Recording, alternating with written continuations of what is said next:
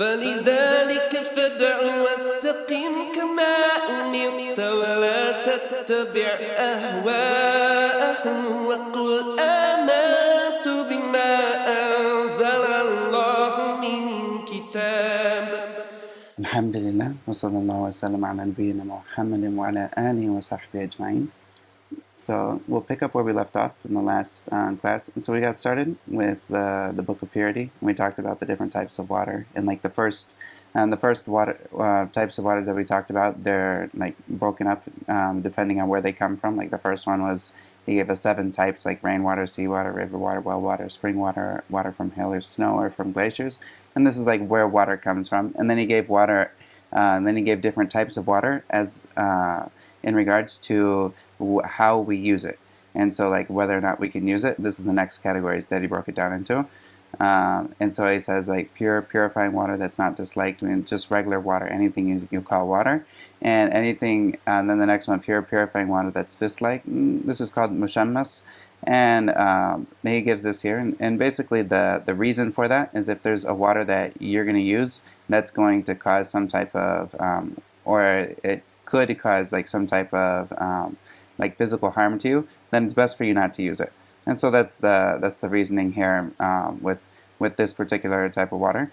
And then and of course that's if you can use some other type of water. And then the next one was the water that can't purify, and we talked about that either it's najis or that it's pure. And so then the pure water is something that's mixed with something else that no longer is called water, or it's something that was already used to purify, like used water. And then the last time, like the unclean najis water, this is the water that something has fallen into. Any najis has fallen into when it is less than 195 liters, approximately.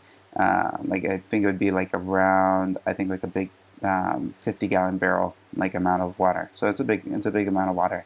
If something najis fell into it, then it would become, the whole thing would become najis even if you didn't see anything afterwards. Like if you didn't see any change or taste anything different or something like this, then it would be najis. And this is the view of the Shafi'i madhab, and I believe the Hanbali madhab as well.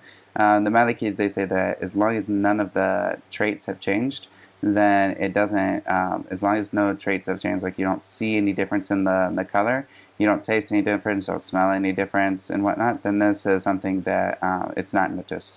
And of course, like this is a easier way to go, and it's a very strong view when it comes to the evidences, and Allah knows best. And then the next, or if any water has been changed by najis falling into it, then of course this is najis, and that's with consensus of the ummah.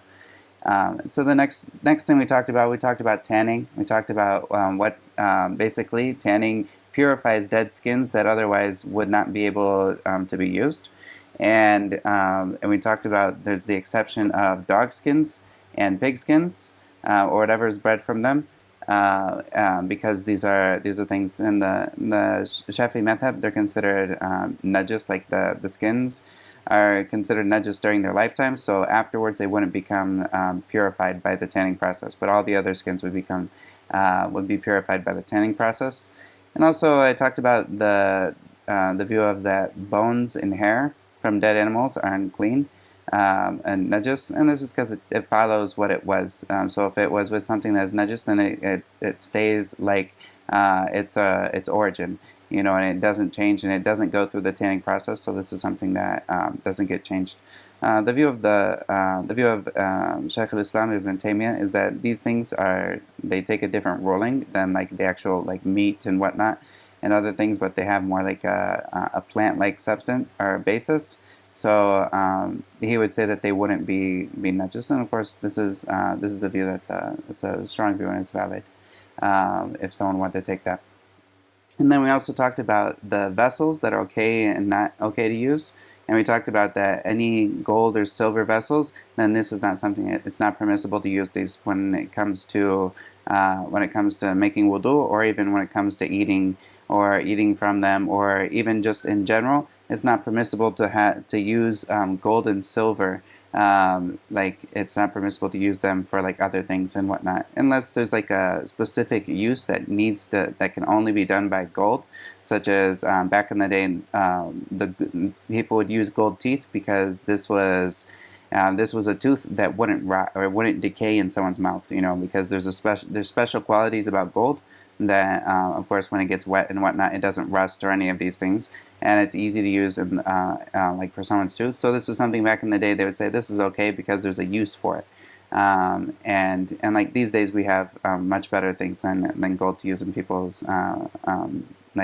for people's teeth for replacement. But when there is not something else to fill that place, then this is something that would be permissible to use. And of course, sometimes there's like gold circuitry that is used in like electronics that you can't really get the same thing from that. And so, inshallah, there's no problem with using that.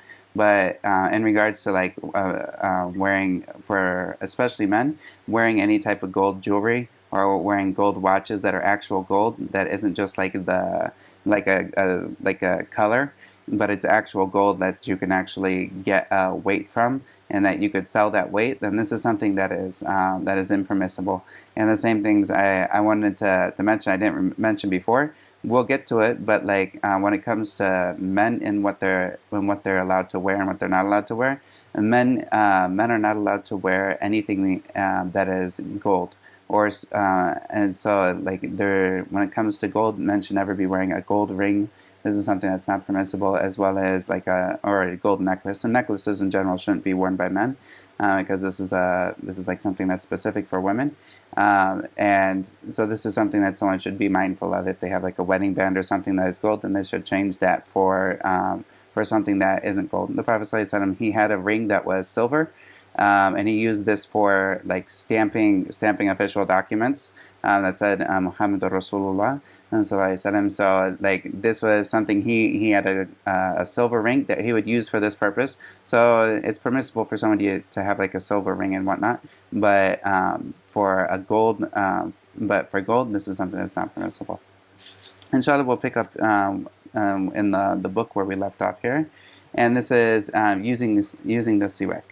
And so he says here, I'm going to pull up the, all right. And so, all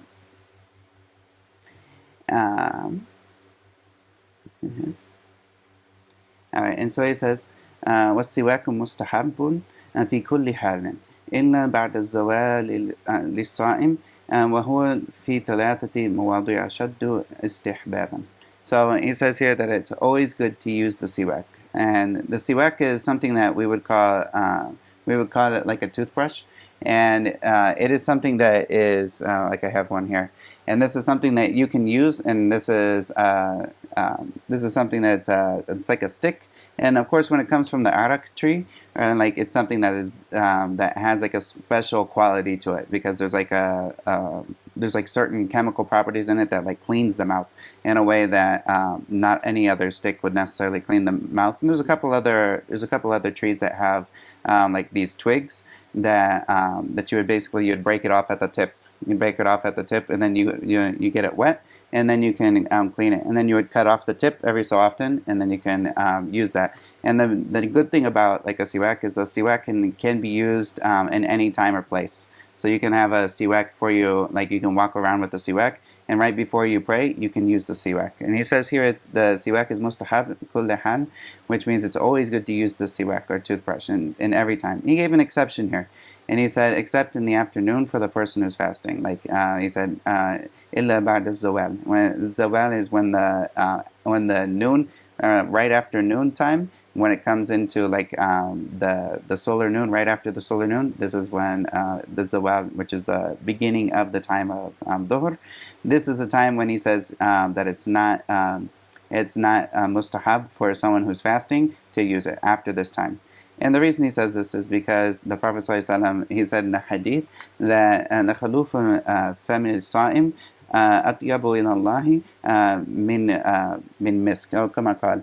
And so the Prophet ﷺ said that the smell of someone's mouth after the smell of someone's mouth to Allah while they're fasting, like the person who's fasting, is more like atyab, which is like more like it has a beautiful scent than misk. It has like a more beautiful scent than the smell of misk, which is like a beautiful, which is a wonderful smell to Allah. And with us in general, we would think that this is something that isn't a good smell. You know, if you've ever been fasting and you know that you haven't eaten anything for a while, there's like a smell that comes up. And so this smell comes from like the gut, and when that comes from the gut, and it doesn't necessarily come from the mouth itself. So because of this reasoning, looking at the hadith, one of the views of the Shafi'i madhab is that this is something that is disliked, because if you're getting rid of that smell, which is a love to Allah, then you're getting rid of something that Allah loves, and so it's best for you. Not to get rid of that smell that Allah loves. And of course, this is based on the fact that you cleaning your mouth is going to be getting rid of that smell. And a lot of the scholars afterwards, they said that this smell doesn't actually come from, like I was saying, this smell doesn't come from the mouth itself. So like having a clean mouth, regardless if you clean your mouth or you don't clean your mouth, there's always going to be that like smell from the gut that is from someone who is fasting. So in this case, this has no relation to the relationship to actually using the siwak or not. So the siwak would remain mustahab in every case. And this is the view of many of the scholars, even of the Shafi'i madhab. And the author here, he brought it up because this is one of the views of the Shafi'i madhab, which is that it's not preferred for the person who's fasting to use the siwak. But the stronger of the opinion that many of the scholars have said is that it's loved in all times, even if someone is fasting. The only thing for someone to keep in mind is if they are fasting, then they should make sure that they don't have any of the bits of like the siwak, or if they're using toothpaste or toothbrush, it's permissible for someone to use, with the condition that they don't get anything down in their throat that enters into their throat, or like that enters and breaks their fast. So like using it is okay, but just make sure that they spit out, like if they're using like a siwak, then you should spit out whatever is the remnants of it. But this is something you would not want to, there's no problem using it, but it's just make sure that there's nothing that's entering your body from it if you're fasting. And so then he gives a couple examples of where it's the most, here he gives a couple examples of where it's the most loved. And he says, وَهُوَ فِي ثَلَاثَةِ مُوَاضِعَ أَشَدُّ اسْتِحْبَابًا. And so he says, in 3 places, it's especially preferred at 3 times. And then he says, عند تغير الفم من أزم أو وغيره. And so he says, when the breath gets stale from azm, which is like the stale breath. It's when the breath changes its like the breath of the mouth, or the mouth changes the taste that's in the mouth. So when this changes, then this is something that that it's good for someone to use the siwak in this time. As well, then he says, وَعِنْدَ قِيَامٍ مِنَ النَّوْمِ. And after waking up, when someone wakes up, when they get up from sleeping, then this is another time to use it. And then he also says, وَعِنْدَ الْقِيَامِ إِلَى الصَّلَاةِ. And so these are the time. These are 3 times that he mentioned that it's especially preferred. And this is based on certain hadith that come. And as far as when the mouth changes, this is something that you can, like the benefit of using the siwak is that someone's mouth is going to have a great smell. If they're constantly cleaning their mouth, there's not going to be a lot of bacteria in their mouth and whatnot, and this is going to have a good smell. And so if their breath ever gets stale and whatnot, then it's good for them to use this to refresh their mouth and to have this good smell. And the Prophet ﷺ, he used to use the siwak in all different types of occasions. And in fact, this is one of the last things that the Prophet ﷺ he did before passing away, was that he wanted to use the siwak to make sure that because this is an act of worship, as well as this is something that is cleanliness. This is a way to clean the mouth. And the Prophet ﷺ said that the siwak is matharatun lil fam wa mardatun lil rabb. and that is something that is that's cleaning. It's like mathara, which is like something that is cleaning for the mouth, and it's like a purity for the mouth, as well as it's something that the Rabb or like the Lord loves, meaning that this is something that Allah loves, or that is Allah is pleased with. And so also with another hadith, that the Prophet ﷺ, if he would wake up from the night, if he would wake up in the night, then he would clean his mouth with the Sewaak. And this is something that is narrated in Bukhari and Muslim, and also that and this is well known that many, like some of the Sahabis, they would take care of making sure that there was that he would always have a Sewaak as well. And when he talks about the last one was right before Salah. This is something that is that comes in a hadith that the Prophet ﷺ, he said, "Lawla ashukku ala ummati la amartuhum bisiwaki inda kulli salah." And so he said, if it wasn't that I would be that would make things hard on the ummah, then I would have ordered them to make to use the siwak with every single salah. And so this is something that the Prophet ﷺ, of course, he didn't want to make things hard on us, so he didn't make it obligatory. But if he would have made it obligatory on us, then of course it would have been hard. But this is something that is good for us to do. So this is what we take from this hadith, is that this is something that is good for us to do. And in another narration of this hadith, instead of saying inda kulli salah, which is before every single salah, he said inda kulli wudhu. And so, and this is another version of the hadith. So we would take that also every time somebody makes wudu, that this is also another time that it's good for them to use the siwak. And this would be right before they make wudu. So if you're going to, say you're going to your sink to make wudu, then you can brush your teeth before making wudu, and this is something that is sunnah. Of course, anything that, when it comes to the siwak, do you have to actually use like the actual siwak that is a stick, or can you use like a toothbrush and whatnot? Anything that cleans the teeth, or that has like a rough surface that's gonna get rid of like the plaque and whatnot that's on your teeth. Anything that has like that coarse surface that gets it off, this is something that counts for using the siwak. Of course, using like a siwak, this is definitely something that is great, because you can have it with you in places that you won't be able to use like a toothbrush. Like a toothbrush, yes, it cleans your mouth very well, and there's a fresh there's definitely a freshness that comes to someone's mouth when they clean their mouth with the toothbrush.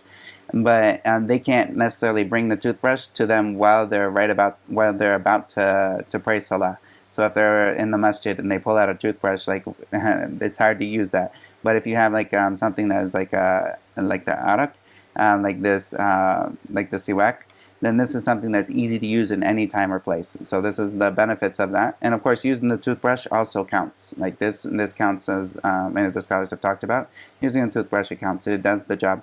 And also, how are you using it? Like if you use the siwak, you can use it on your teeth, as well as the Prophet ﷺ, he would clean his tongue as well with it. So until he would clean this tongue and clean deep into his tongue, to where, not where he's like throwing up, but where he was making noises that he was definitely getting all of his mouth clean with it, not just the teeth themselves, but also the tongue. So and this is something you can also do this with the toothbrush, and it's something that, of course, the tongue carries a lot of bacteria, so cleaning the tongue as well is also a good thing. And so this is what the author here, he mentioned when it comes to using the siwak. And the reason he uses it, as I mentioned, is like going right before wudu. This is also something that is a type of tahara that is for the mouth. And so he brought this in this place, and it's a mustahab for someone to do this before making wudu. And this is where we're going to go into the next chapter.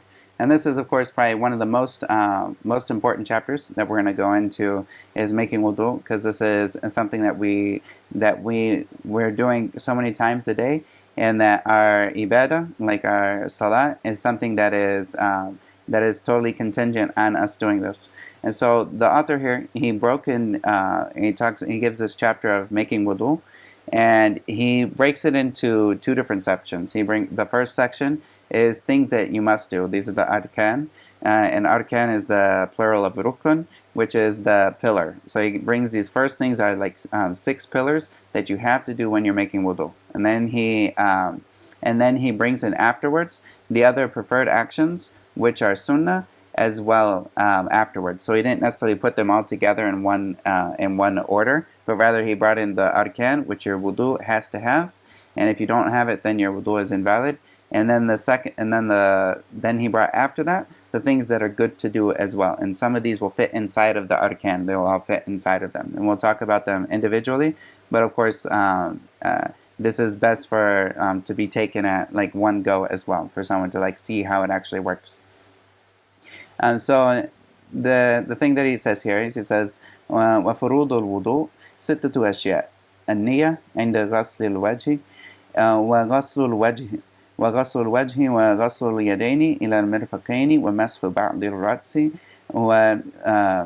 وغسل الرجلين إلى الكعبين والترتيب على ما ذكرناه. And so he says there's 6 things that you must do when making wudu. And the first thing he says, an-niyah, which is intending.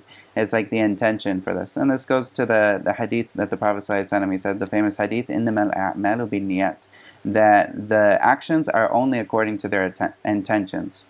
And so that this is something that the action that you're doing, if you don't intend for this action to be done, then this is something that you don't get, it doesn't like count for you. Like if this just happened, and this is when it comes to ibadah, when it comes to acts of worship, then the act of worship, if it's something, especially if it's something that looks like something that is done normally, like someone washes their face normally, yeah, this is something people do, so like what's the difference between washing your face for wudu and washing your face for just cleaning yourself or cooling down or something? That's the intention. This is the thing that makes the difference of it.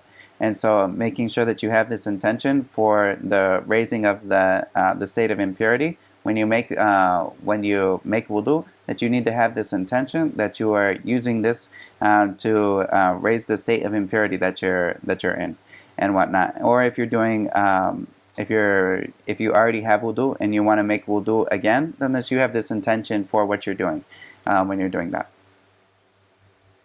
And then the next thing he mentioned here is after the intention is washing your face. And so all of these next 5 things, or like these next 5 arkan, they come in the ayah that Allah says, Ya ayyuhal ladina amanu idha kumtum ila salati faghsilu wujuhakum. And so that Allah says here, O you who believe, if you have come up to, like if you kumtum ila salah, which is like if you are coming up to pray or stood up to pray, faghsilu wujuhakum. So wash your face, wash your faces. Wa aydiyakum, and then wa aydiyakum, which is your hands, and yad or aydiyakum. This doesn't mean just the hand itself. This means the hand all the way up, and linguistically it means all the way up to the mankib, which is like up to the shoulder. And so like the yad, all of this is yad in Arabic.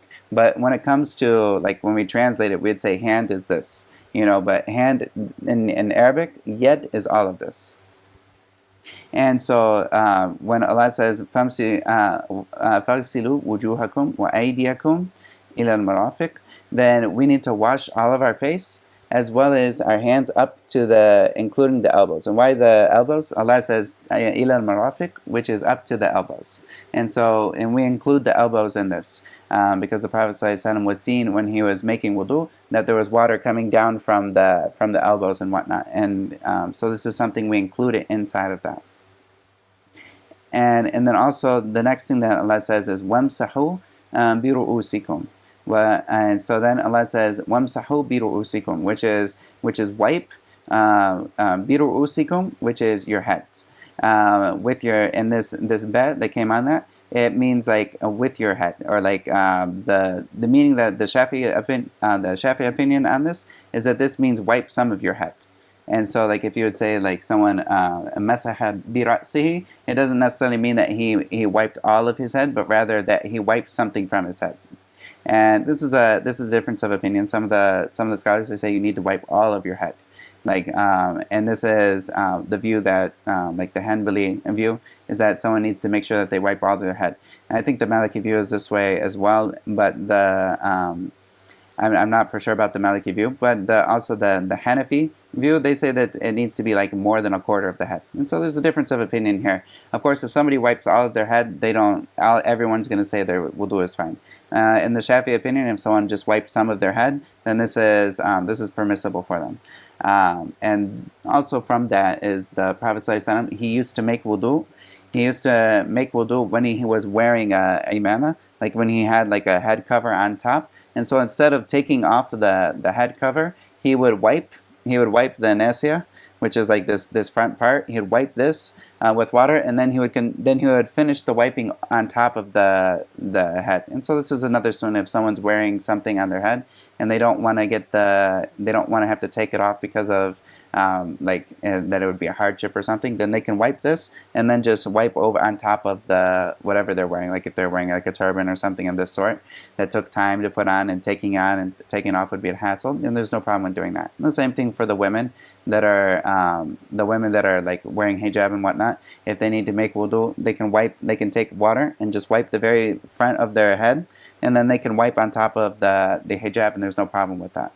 And this is something that the Prophet ﷺ used to do. And also this is like supporting evidence for the fact that the only thing that needs to be wiped is something from the head, something that's on the head, and it doesn't have to necessarily be the whole head. And Allah knows best. And so the next thing that Allah mentioned in the ayah was وَأَرْجُلَكُمْ إِلَى الْكَعْبَيْنِ, which is and also your feet to the ankles.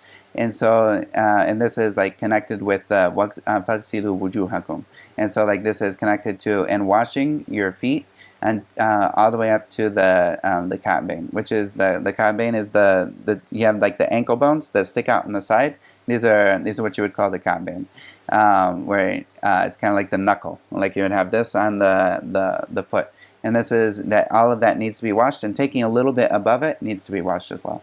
And washing, and in general, washing doesn't necessarily mean you use soap, but what it means is that you have water that goes and covers this area, and that it runs on top of it. So this water runs on top of the skin, and so this is the intention of like washing it, as opposed to like wiping. Well, wiping means that you put water on your hands and then you wiped. But it doesn't necessarily mean that water ran across like that you had like a running water on top of your head, or that water was like actually thick on top of your head, like if you wipe your head.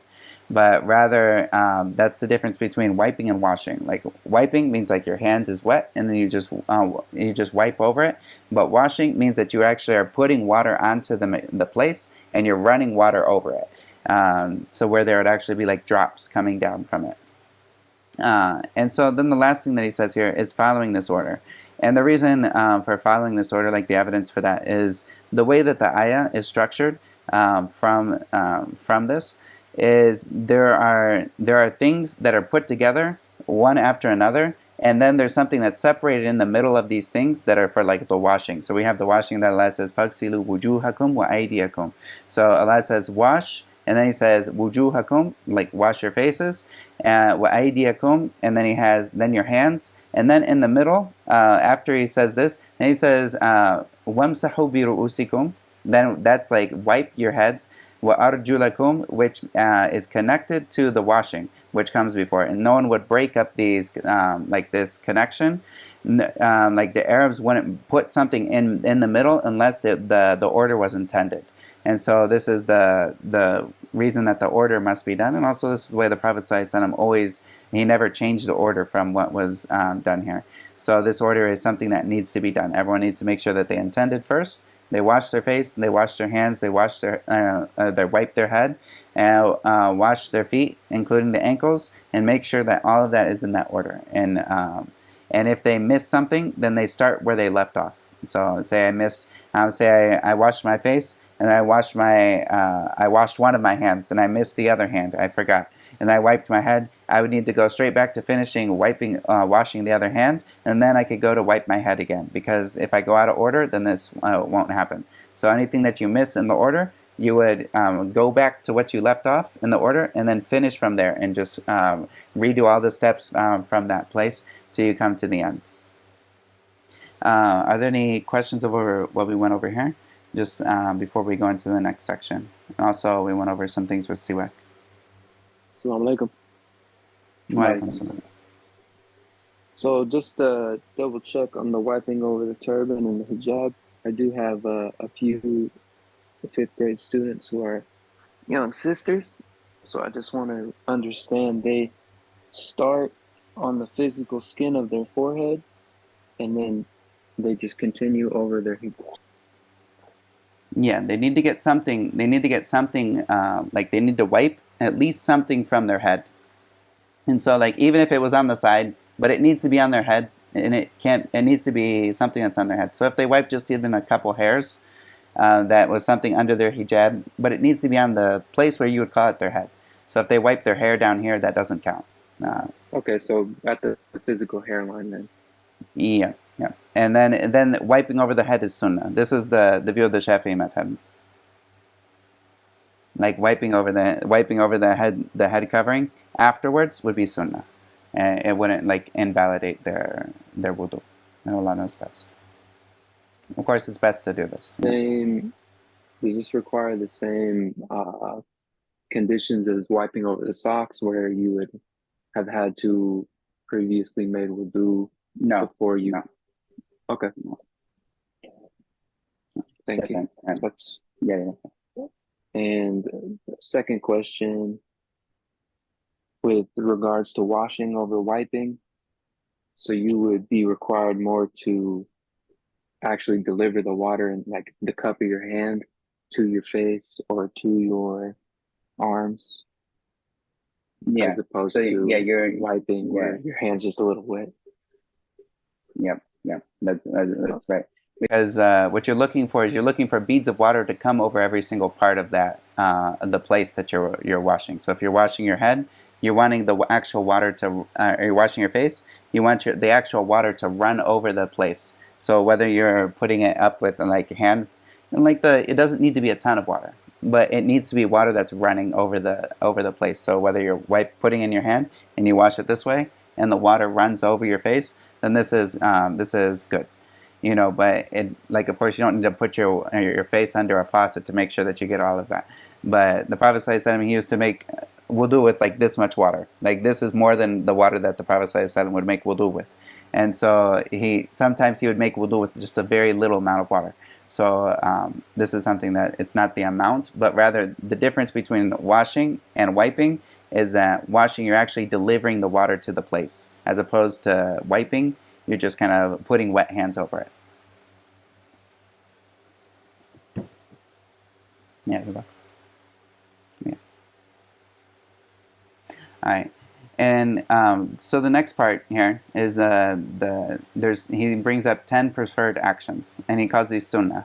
And of course, the word sunnah sometimes will come up and it has different meanings, but usually when it comes up in a book of fiqh that something is sunnah, then this means it is something that is preferred to do, and if you leave it off, then there's no like punishment on you for leaving it off. But the other word that sunnah means is that this is something that the Prophet ﷺ did, and so that could be something that's obligatory. That could be something that is obligatory for us to believe, and such as salah is sunnah, and all of this is sunnah, but it doesn't mean that it's something that you can leave it off. Of course, you can't leave this off.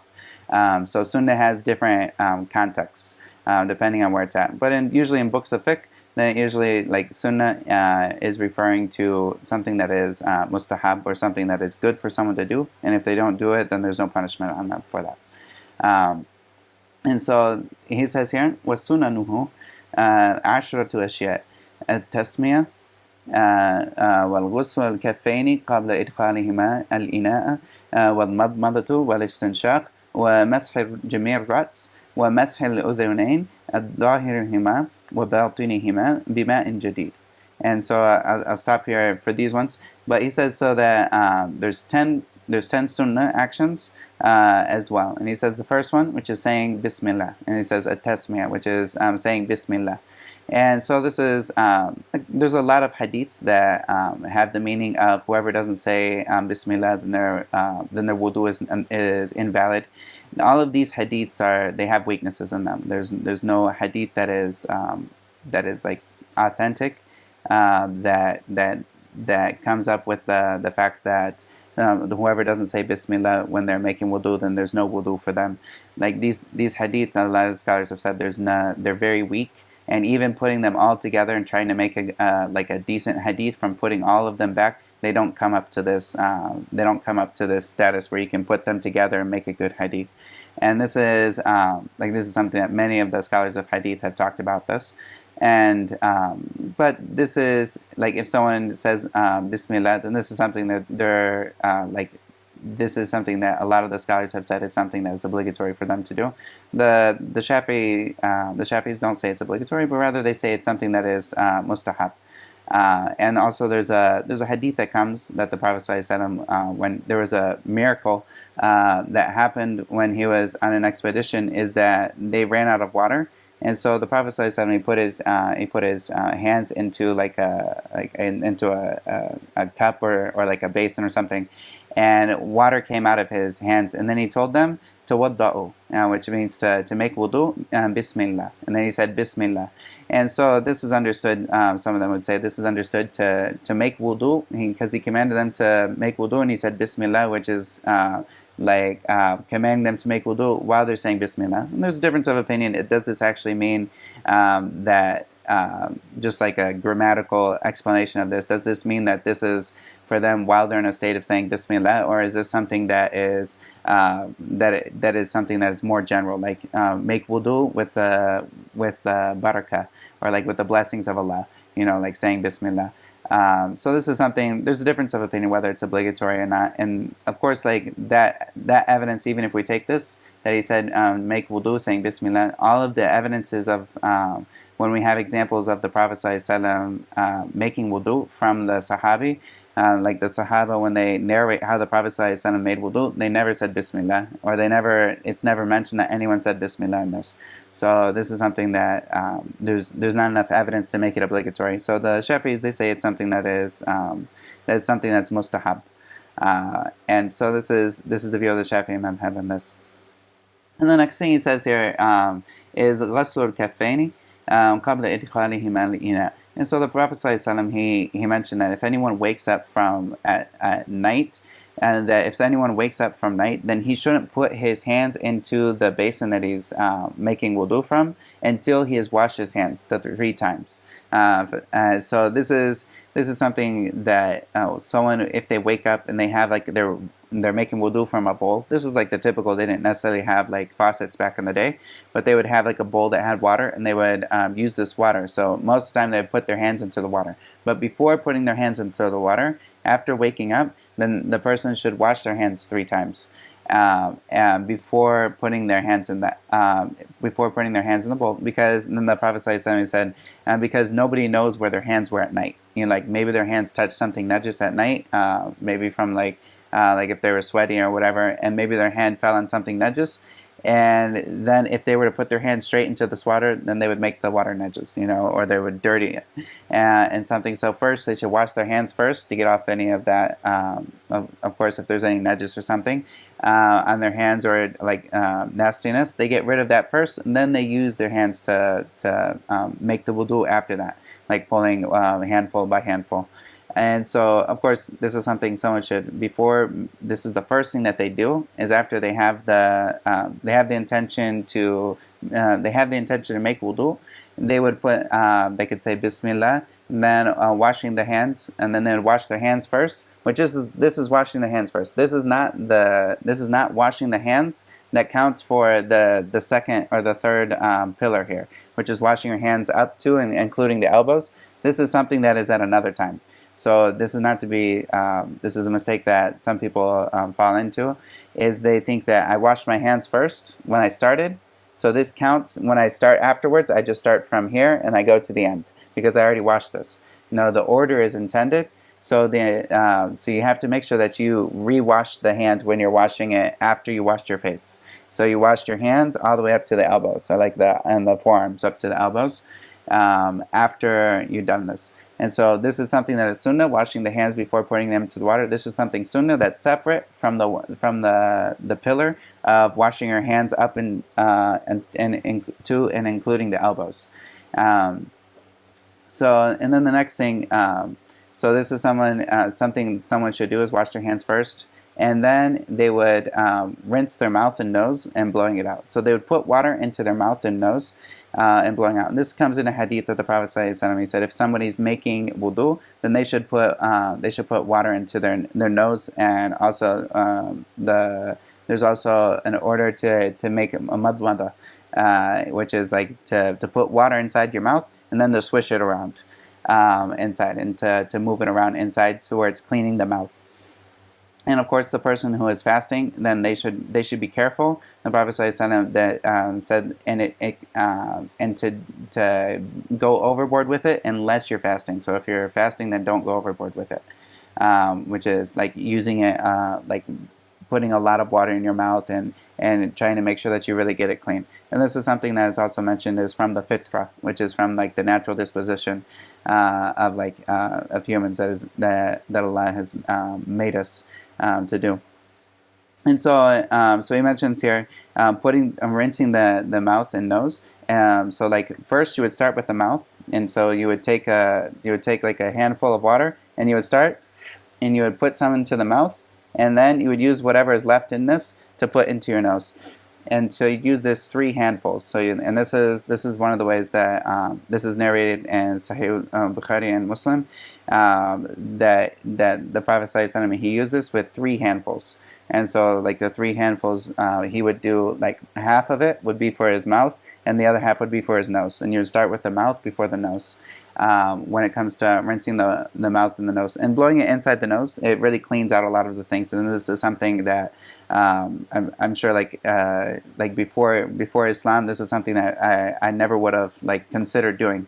Like putting water into my nose, like this is something that I wouldn't think about. But when you actually like after I became Muslim and started doing it, it's definitely like something that gives you a very, very clean feeling, and it's something that there's a lot of germs and like different stuff that gets stuck up into the nose, and like washing the nose in this way is something that's very, very like it's very healthy, as well as of course this is something that the Prophet ﷺ used to do and said was from the fitra, which is like from the natural things of what we should be doing.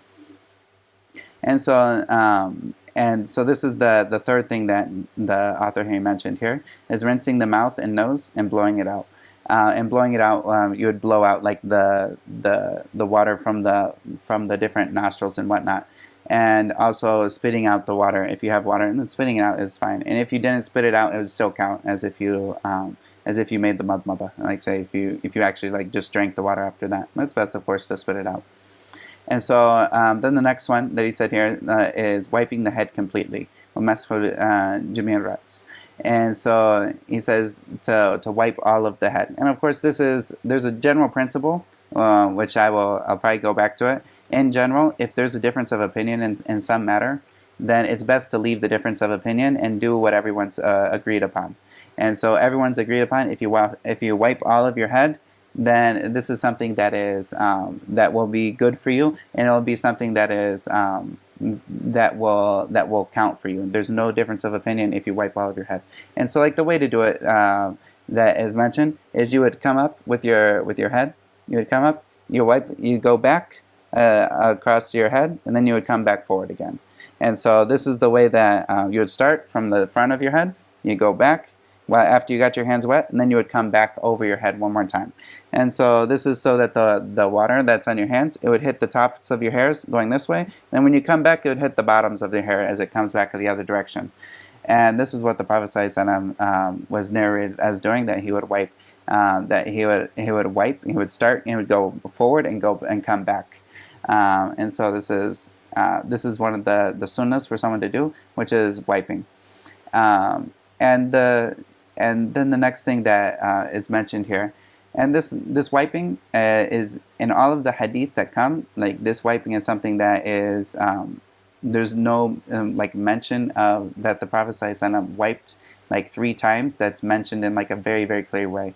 So like in the other things that we'd say everything should be done 3 times. Some of the scholars like Ibn al-Qayyim, he says that there's no mention anywhere in the Sunnah that the Prophet ﷺ he wiped 3 times on his head, but rather this is something that should only be done once. The view of the Mutn Abi Shujaa is they take some of the hadiths that mention that the Prophet ﷺ he made Wudhu 3 times by 3. He's like 3 by 3. It's like kind of like the way that you would say, and because this is general, they would say that this was including the head as well, because all of the actions would be like 3. And so this is a view that the Shafi'i opinion, they hold that it should be 3 times.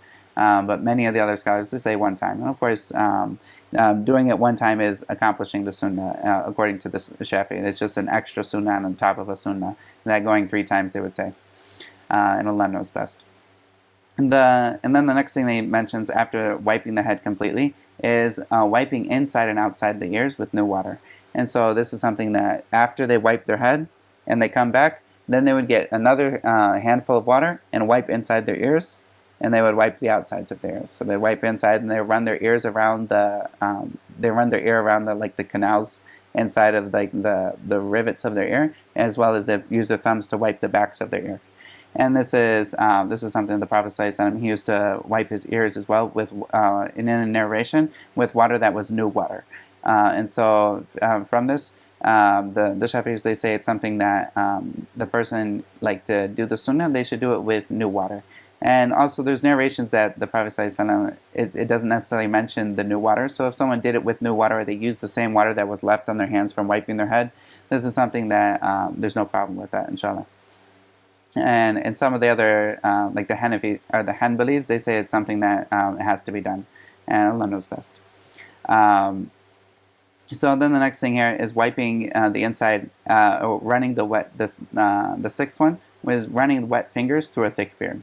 And then he says وَتَخْلِيلُ اللِّحْيَةِ الْكَثَّةِ, which is a thick beard. So like running water through a thick beard. My beard is not thick. A thick beard is something that that someone can't see. Like when they say a thick beard, what is that in, like when they talk about the fuqaha? A thick beard is someone where you can't see the skin underneath of it. So if you can't see the skin underneath of it, and it's like a thick beard, then this is something that just putting water inside of your hands, you have water inside of your hands, and running your fingers inside of your beard and running it through like that is something that is good for, it's a sunnah that that someone can do. And this is something the Prophet ﷺ used to do. And also like someone who has a thick beard, it's going to be hard for them to get water to all of the skin that's under their beard if they have a thick beard, like, and to make sure that water got to it, maybe that's a hardship. So you don't have to get water all the way down, but rather you can just run water into your hands, and while you're washing your face, after you wash your face right away, then you would put water into your hands and then run it into your beard. And this is the time when you would do that to make up for like anything that's like missed from the water not reaching the skin and whatnot. And this is something that is sunnah. If you have like a beard that's like mine, or that you can see the skin under it, it's a thin beard, then this is something the beard needs to be washed in this case. Like the water needs to run across the beard as well as gets to the skin underneath of it. So that beard needs to be, like the beard needs to be washed itself, as well as the water needs to get to the skin that's under it. And this is something that's obligatory. Like for me, I have to wash my beard all the way and make sure that the water gets to it under it, because it's easy for me, because I have a thin beard, and this is the way that Allah makes each person individually. And so this is for someone with a thick beard. Then they can run their wet fingers through a thick beard. And also a note about washing. When we talk about washing includes all of the eyebrows, the eyelashes on top of the eyelids, and every single part of like the face here, and all of the hair that would be on someone's face. All of it needs to be washed, as well as what's under it. So like water needs to hit what's under the hair as well. So it's important for someone to make sure that their head, when they wash their face, that their face is pretty much this, like this area from the beginning of the top of their forehead, which would be going into their head, from like their forehead to the ears, hair, and to their chin. All of this around that circumference needs to be washed. and any of the hairs on there, they need to be washed, and whatever is under the skin needs to be washed, except for the person who has a thick beard. Then he has the relaxation where for the thick beard he can put water into his hands and put that, and that's something that is sunnah for him to do. And so, and then the next thing after this is وَتَخْلِيلُ الْأَصَابِعِ الْيَدَيْنِ وَالرِّجْلَيْنِ. And so also when he's washing his hands and when he's washing his feet, to make sure that he gets between his fingers. So when he's washing his hands and when he washes his hands, he gets between his fingers with the other fingers to make sure that water got to everything. And this is something that is sunnah for him to do, as well as with his feet as well, like for the toes and the fingers, wiping between the fingers and the toes. So like when he has his toes, to wipe to make sure that he gets between the toes, because maybe the toes are closed and the whole time he washes his feet, none of the water gets in there. And so if this is true, that he didn't wash in between his toes, then his wudu is not valid. So making sure that he gets between his toes is something that is important for him to do, because if he doesn't do it, then his wudu is not valid. So whether he actually puts his fingers between the individual toes to make sure it got to it, or just saw that it got washed, as long as it got washed, that's the important thing. But putting his fingers between that is something that's sunnah, and of course if he gets in the habit of it, he won't ever, inshallah, he won't ever miss anything that is between his toes from not opening it up when he's washing it. And so then the next one is وَتَقْدِيمُ الْيُمْنَى عَلَى الْيُسْرَى, which is putting the right before the left.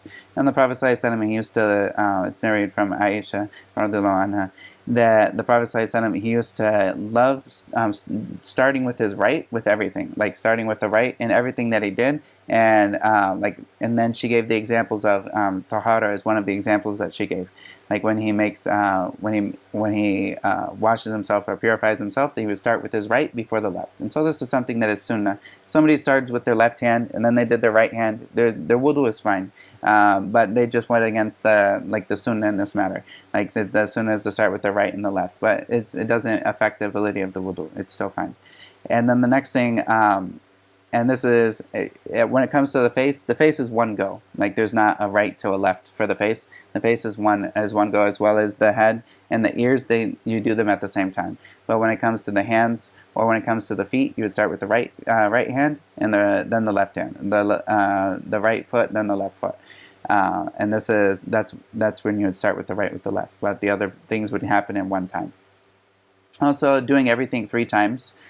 This is something that's mentioned. The Prophet ﷺ, he mentioned that this is he made wudu, and of course the best of the wudus that he made was like the 3 times, and then he made wudu as well where he did 2 times, where he did everything 2 times instead of doing it 3 times. He did it 2 times, and he also did it 1 time. So all of these are as long as someone washed it, then they did what Allah commanded them to do in the ayah.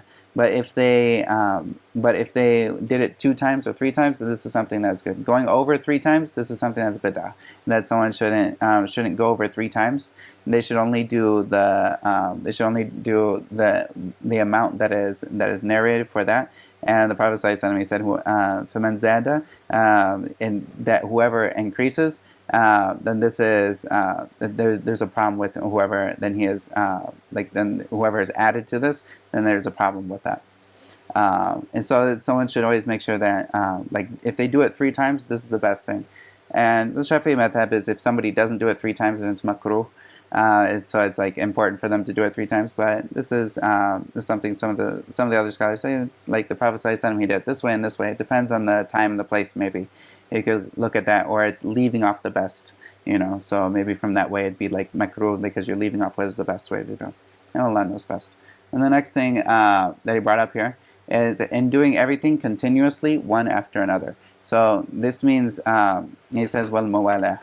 And so the muwala is making sure that everything that you do so you wash your hands at the very beginning, like you wash your hands before starting, and then you rinse your mouth and your nose and wash your face, and then you washed your hands. All of this time from one step to the next, you were in a complete you weren't stopping what you were doing in the middle of that. So So it's like, for example, like if I were to be talking to somebody if I made wudu and I start talking to somebody, or I take a phone call and I didn't wipe my head yet, and so I washed my hands and I washed my face and my hands up to the elbows, and then before wiping my head, I got a phone call. I started talking to them. So like if my hands and my face were to dry before wiping my head, then I would have broken this the continuity, and so this is something that.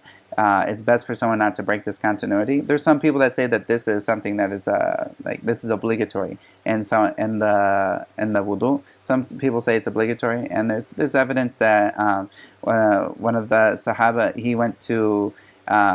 he made all of his wudu except his feet, and then he made wudu for his feet in another place, as well as the Prophet ﷺ. He used to do this when he was making a ghusl as well. He would make wudu, and then he would finish off his feet in another place, so it wasn't at the same time. And so this is something that the Shafi'i madhab is. It's not obligatory, but rather it's something that's mustahab, like leaving the difference of opinion. So if you ever have a difference of opinion out there, and like they have evidence backing them up, then to leave this difference of opinion is mustahab. And this is something you'll find in the Shafi'i madhab. You'll find it all over the place that this is mustahab, and the reason is because some people say it's wajib. Even if the evidence didn't necessarily come to a point where it'd be obligatory with us, then it's something that we'd still say that this is something you should do, to leave the difference of opinion. So that everyone is that you're all together in this issue, even if you don't believe that it's obligatory. And so this is the next one, which is the muwala.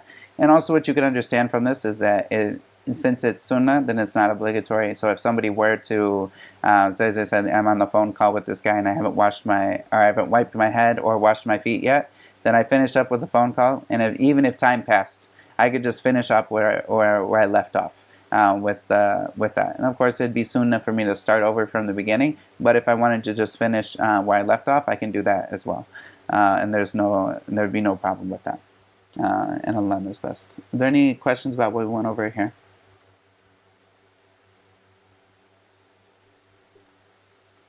Assalamu alaikum. So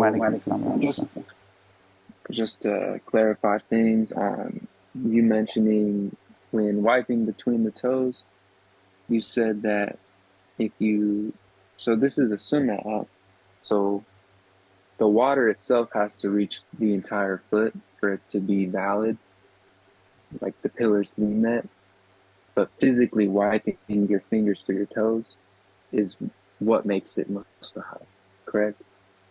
Yeah, it could be like doing between all of the toes. This is a sunnah because it accomplishes, it makes sure that you accomplish something that's obligatory. Which, of course, like you said, washing all of the foot between the toes is obligatory. How you get there, if you use your fingers to do this is a great way to get that, something that's obligatory. So theoretically speaking, if you put your foot in a bucket of water and you wiggled your toes, you know that everything got wet. So it's, but it's a way that makes sure that you accomplish something that's obligatory. So since you can do it without it, it's not obligatory, but it's something that is good to do. Okay, so there's a laxation for maybe people that are elderly and can't reach their feet, and assuring them that they've accomplished the pillars, however they do it, but it's best to use your hand. Yeah. And of course, if they need someone to help them, that's something that, of course, if they have children that can help them, that's always great. وصلى الله وسلم على نبينا محمد وعلى آله وصحبه أجمعين. سبحانك اللهم وبحمدك أشهد أن لا إله إلا أنت أستغفرك وأتوب إليك. فلذلك فادع واستقم كما أمرت ولا تتبع أهواءهم وقل آمنت بما أنزل الله من كتاب وأمرت لأعدل بينكم الله ربنا وربكم لنا أعمالنا ولكم أعمالكم لا حجة بيننا وبينكم الله يجمع بيننا وإليه المصير.